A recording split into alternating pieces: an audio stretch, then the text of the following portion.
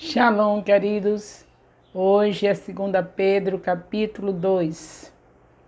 Os falsos profetas. Neste capítulo 2 de 2ª carta de Pedro, o apóstolo Pedro alerta ao povo para a presença dos falsos profetas. Ele já tinha notado a presença de falsos profetas e alerta ao povo. Nunca falta falsos profetas. Temos que estar com a visão de águia para enxergá-los bem antes deles nos alcançarem e pegá-los de surpresa e mandar que eles sigam para bem longe de nós, em nome de Jesus.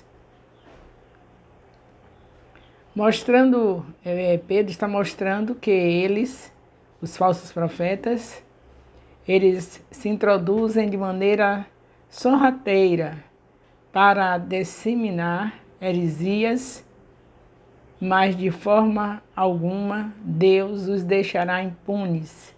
Ele os julgará com rigor, assim como fez no passado com os anjos que pecaram e com as cidades de Sodoma e Gomorra. Sabemos que há pessoas que falam coisas que não estão corretas, distorcidas da Bíblia, por não procurar estudar.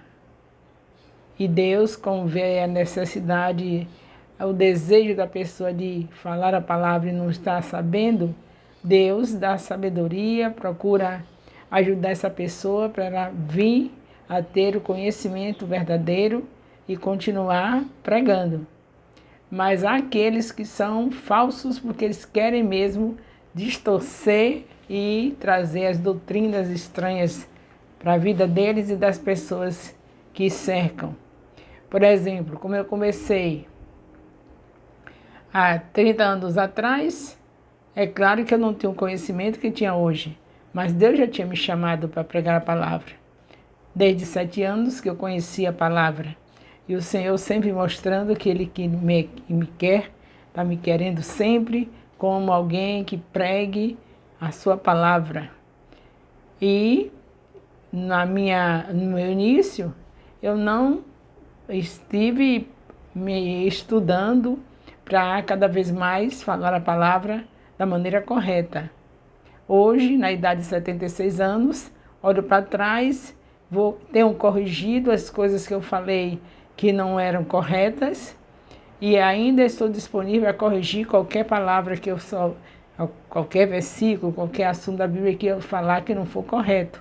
Isso não quer dizer ser falso profeta. É alguém que foi chamado e que não agilizou a capacitação para pregar a palavra. Não é bom? Eu sei que não é, a gente tem que agilizar, sabe que Deus chamou, agilizar, procurar fazer curso de teologia, fazer tudo direitinho para poder não estar distorcendo a Bíblia. Mas o julgamento de uma pessoa que erra por falta de conhecimento não é o mesmo de uma pessoa que de propósito erra para levar outras pessoas àquela ideia, àquela heresia que ele determinou na vida deles e que quer que outros sigam também. Então é bom que vocês entendam isso. Não pode chamar de falso profeta uma pessoa que foi chamada por Deus para pregar a palavra e que não estudou o suficiente, que não foi certo fazer isso, mas que não é o julgamento de um falso profeta. É uma pessoa que está sem levar a sério, quer dizer, sem levar a sério no sentido de não se aperfeiçoar. Não é que esteja zombando, mas é porque não se esforçou para ter um conhecimento maior. Então tenham cuidado para quando você vê alguém que distorceu, que falou errado porque não estudou. É diferente de um falso profeta porque eles aperfeiçoam-se nas heresias, distorções da Bíblia, porque eles mesmos querem, é proposital, para ficarem em cada esquina com suas congregações. Em cada esquina você vê alguém que saiu de um ministério e que fundou seu ministério com suas heresias e levando pessoas ao inferno, se elas não se arrependerem. Então tem que ter cuidado com isso. 2 Pedro, capítulo 2, também tem contexto histórico. acompanhamos o apóstolo Pedro desejando que a bênção de Deus, aqui está começando uma chuva, eu estou tentando fechar a janela, um momentinho aqui. A chuva está chegando por aqui, que ela seja bem-vinda em nome de Jesus. Vamos continuar. Acompanhamos o apóstolo Pedro desejando que a bênção de Deus permanecesse sobre o seu povo, que tudo o que precisamos procede de Jesus. Os tropeços são evitados através do crescimento espiritual, e isso se dá por meio do amor, da fraternidade, da piedade, da perseverança, do domínio próprio, do conhecimento e da virtude. O seu testemunho presencial do ministério de Jesus serve para os cristãos. O seu testemunho presencial do ministério de Jesus serve para que os cristãos saibam quão valioso e verdadeiro é e que a autoridade das Escrituras é divina e não é humana. Louvado seja Deus. 2 Pedro 2, de 1 a 3, falsos profetas. Não apenas homens impelidos pelo Espírito estiveram presentes no Israel do Antigo Testamento, mas também falsos profetas se levantaram no meio do povo, tal como agora falsos mestres estavam presentes entre os leitores de Pedro. A advertência de Pedro descreve esses falsos mestres como aqueles que espalhavam heresias de perdição ou ensinos destrutivos para a fé. O efeito de seu ensino era tão abrangente que eles até negavam o Senhor que os comprou. Chegavam a esse extremo de negar a Jesus. Embora muitos seguissem a vergonhosa imoralidade dos hereges e o caminho da verdade fosse blasfemado, mal sabiam os falsos mestres que a negação do Senhor lhes traria sobre si mesmo repentina destruição. Levados pela cobiça, os falsos mestres inventavam histórias enganadoras. O exato oposto de Pedro em 2 Pedro 1,16, com as quais exploravam seus ouvintes. 2 Pedro 2, de 4 a 10, a justiça divina.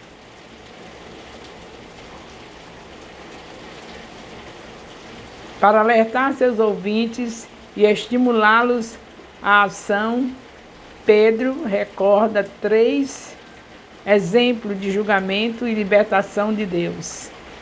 Primeiro, Deus julgou os anjos que pecaram. Inferno, aqui nesse texto, aqui Pedro usa a palavra inferno, o vocábulo Tártaro é um nome grego que indica um lugar subterrâneo de punição mais profundo do que o Hades e reservado para os ímpios. Deus também julgou o mundo antigo na época do dilúvio. Gênesis 7, 17 a 23.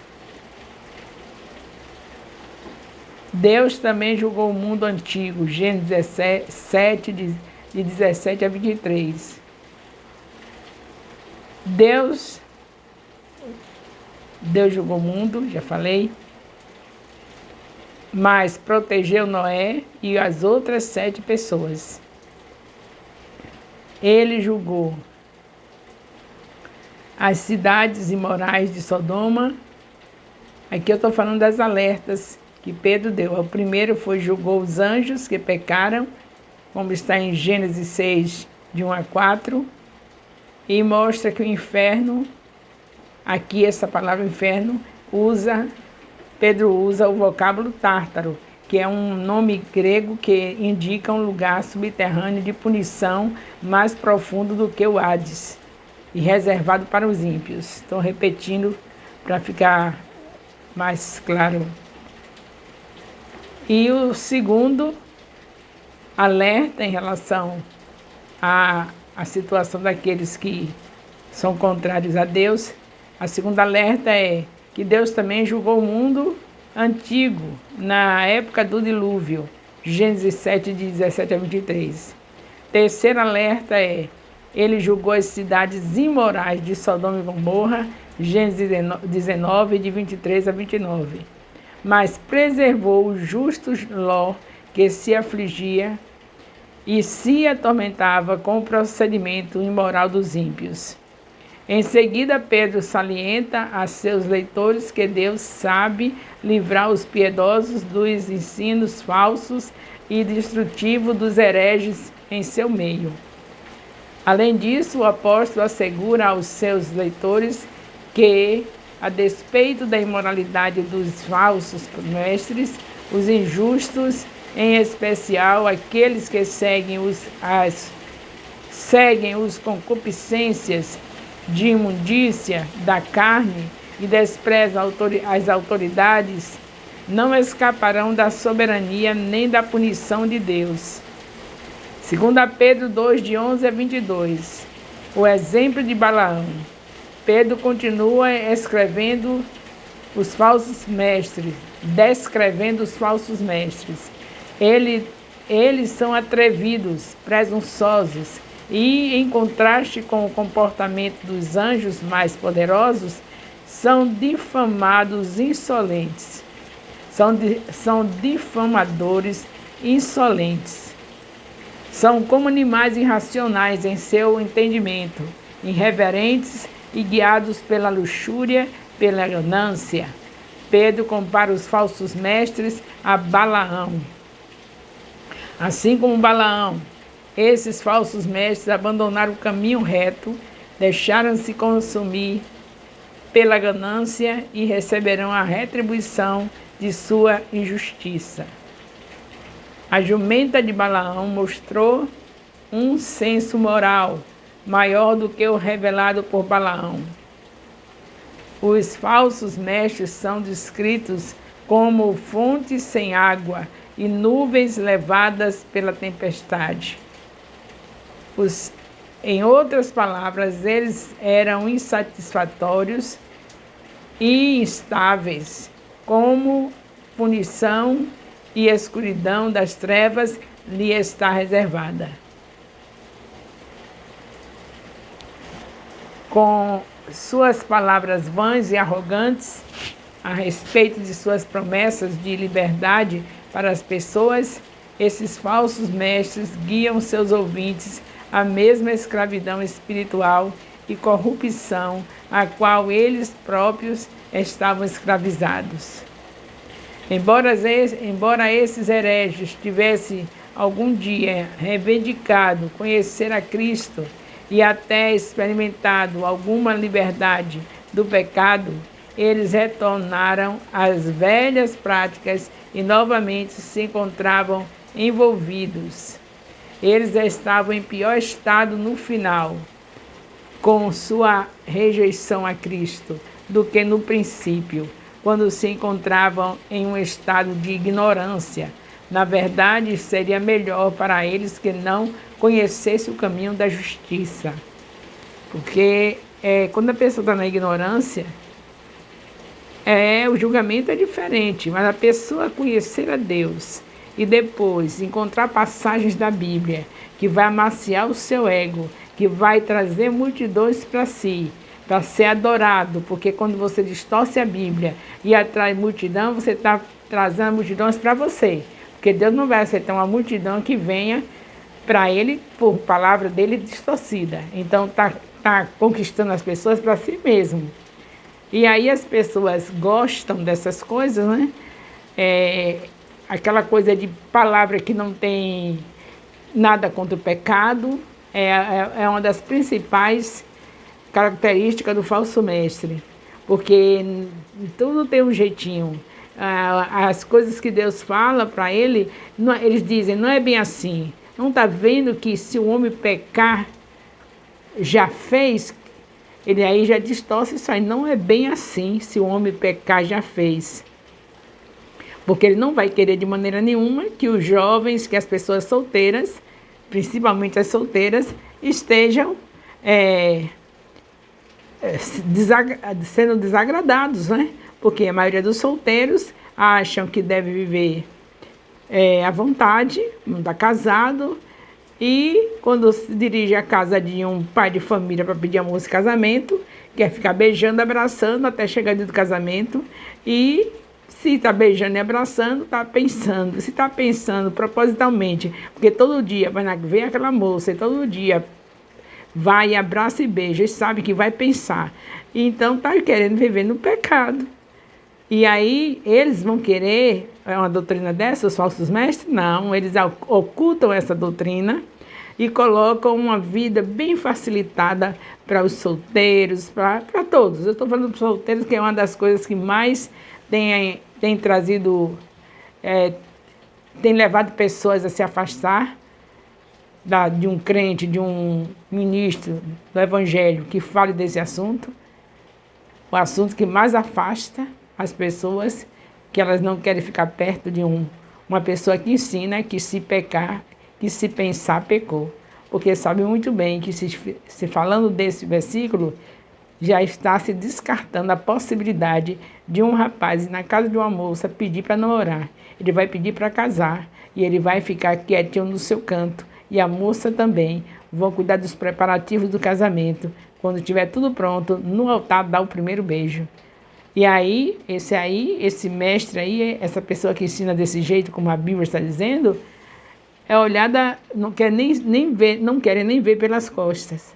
No entanto, se alguém facilitar esse versículo aí, distorcer esse versículo, vai ter muita gente seguindo.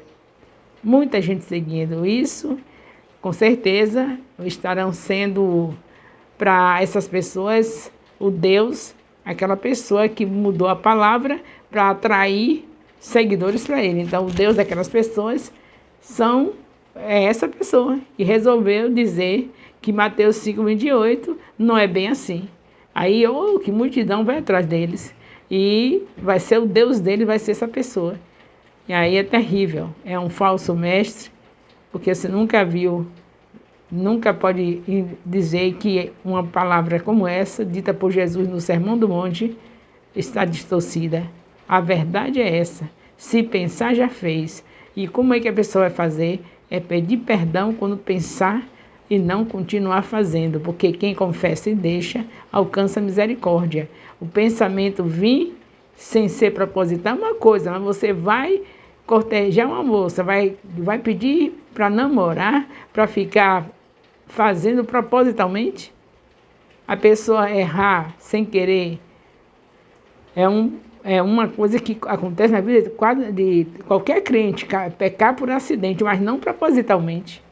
O homem pede uma moça de casamento, vai ficar com ela todo dia num lugar, tomando sorvete, comendo acarajé, sozinhos. E será que não vão pensar? Mas essas pessoas assim, que pregam desse jeito, como Jesus falou, não têm seguidores. As pessoas querem ver bem longe deles. E a vantagem do falso mestre é que ele distorce a palavra, diz que não é bem assim, e vai ter muita gente, muitos jovens principalmente, seguindo e achando essa pessoa o máximo. E, na verdade, adorando essa pessoa, porque a palavra que ele está falando não é de Deus.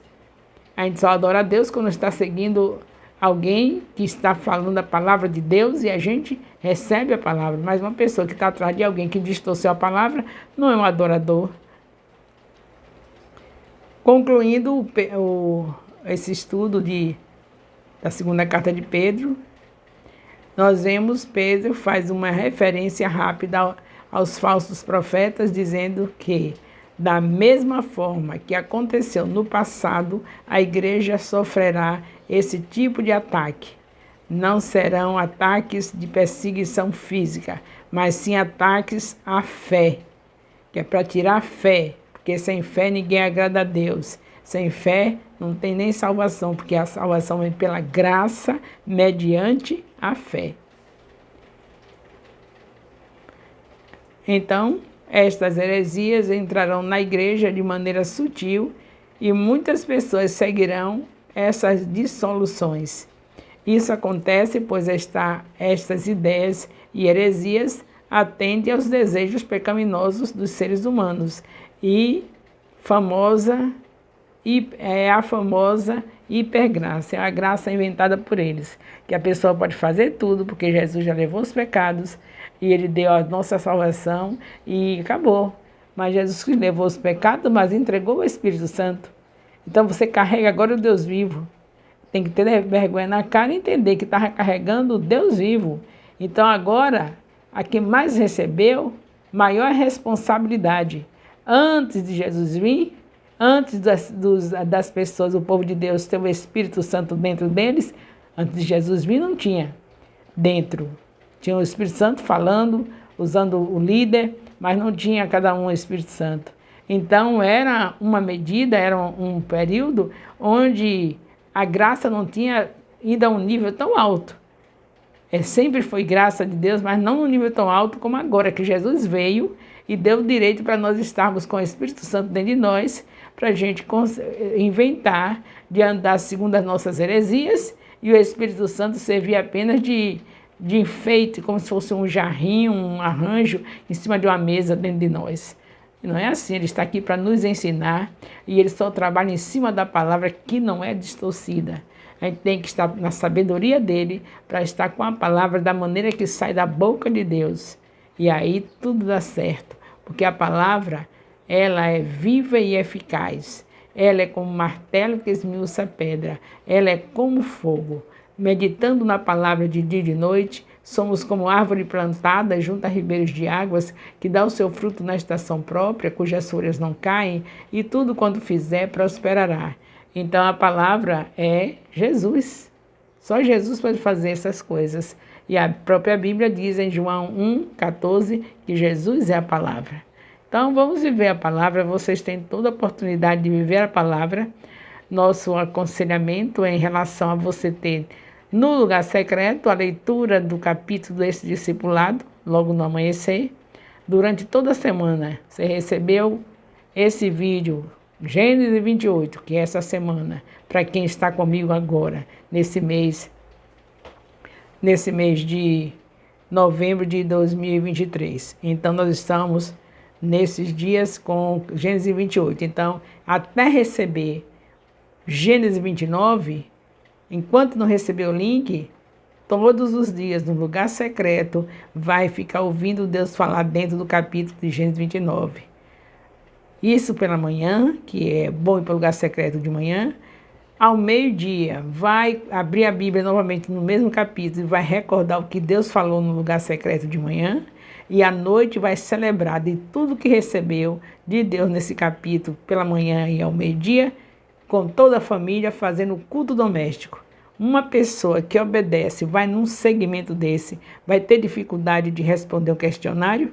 Se está lendo a palavra todos os dias, repetindo 3 vezes, de manhã, meio-dia e à noite.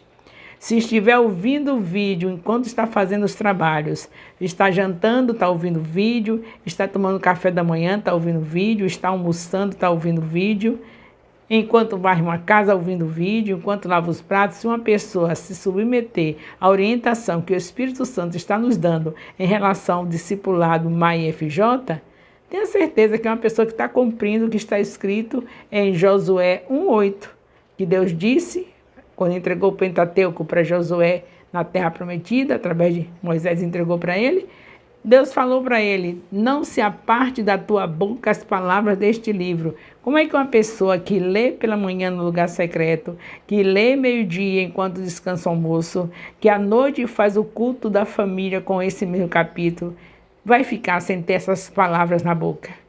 É impossível que alguém passe o dia todo meditando na palavra 3 vezes ao dia, porque você lê de manhã e passa a manhã sempre ouvindo aquilo que Deus falou. Meio-dia você lê e vai ficar sempre ouvindo ali, mesmo que não esteja mais sentado com a Bíblia na mão, mas está ali recordando que o Espírito Santo gosta de fazer isso. E quando chega à noite novamente, vai dormir pensando e ouvindo o Espírito Santo falar novamente. Como é que uma pessoa dessa pode estar em situação difícil? Está na maneira mais linda que Deus já programou para o homem, meditando na palavra de dia e de noite, Salmo 1, versículo 3. E tendo essas palavras na boca o tempo todo, como Deus falou para Josué 1:8. Então você está no caminho certo, você está no ministério onde realmente Deus agraciou com a obra mais linda que existe, que é viver Jesus, porque Jesus é a palavra. Então, só resta você agradecer a Deus e seguir os passos que está sendo orientada, e com certeza você verá não somente seus familiares, mas toda essa cidade aos pés do Senhor Jesus. O amor de Deus, nosso Pai, a graça salvadora do nosso Senhor Jesus Cristo, a comunhão do Espírito Santo, seja com todos os discipuladores, com todos os discípulos do MAE-FJ, com todos os componentes de célula, com todos os líderes de célula, com todos os líderes de célula do MAE-FJ, desde agora e para sempre. Amém. Louvado seja Deus.